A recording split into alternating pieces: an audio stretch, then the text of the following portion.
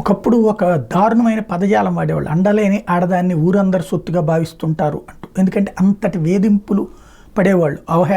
అవహేళన కాదు, కన్నేసినటువంటి దౌర్భాగ్య పరిస్థితులు చూసేవాళ్ళు. ఇప్పుడు అట్లాగే అగ్రిగోల్డ్కి ఎవరు పెద్దలు లేకపోవడం, జైళ్ల పాలవటం, ఆ కేసులో ఉన్న ఆస్తుల మీద ఎవడిష్టం వచ్చినట్టు ఆడు దోచుకున్నాడు. ఇప్పుడు తాజాగా జప్తు చేసిన 20 కోట్ల సామాగ్రి మాయం కావడం అన్నటువంటి సంచలనం సృష్టించింది.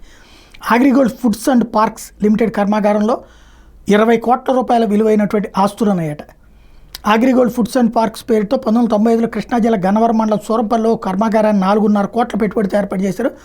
మహిళా పారిశ్రామికవేత్తలను ప్రోత్సహించేందుకు సూరంపల్లిలో ఏర్పాటు చేసిన ఈ పారిశ్రామికలోనే కర్మాగారం పెట్టారు. ఇక్కడ పచ్చళ్ళ మసాలాలు, పచ్చళ్ళు, సుగంధ ద్రవ్యాల ఉత్పత్తులు, ఇన్స్టెంట్ ఫుడ్స్ తయారు చేసేవాళ్ళు. వీటి విదేశాలకు కూడా ఎగుమతి చేసేవాళ్ళు. తర్వాత అగ్రిగోల్డ్ సంస్థ దివాళా తీయడం, ఈ కర్మాగారానికి వివిధ బ్యాంకులు రుణాలు ఇచ్చినాయి.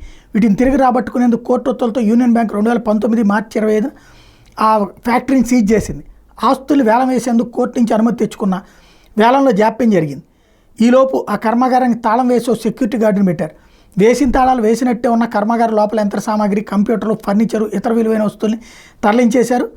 అగ్రిగోల్డ్ యాజమాన్యం ఆ విషయం తెలిసి 2023 సెప్టెంబర్ 5న గన్నవరం పోలీసులు కంప్లైంట్ చేశారు. కానీ వాళ్ళు పట్టించుకోలేదు. ఇప్పుడు మరి ఇది ఎట్లా పరిష్కరిస్తారో చూడాలి.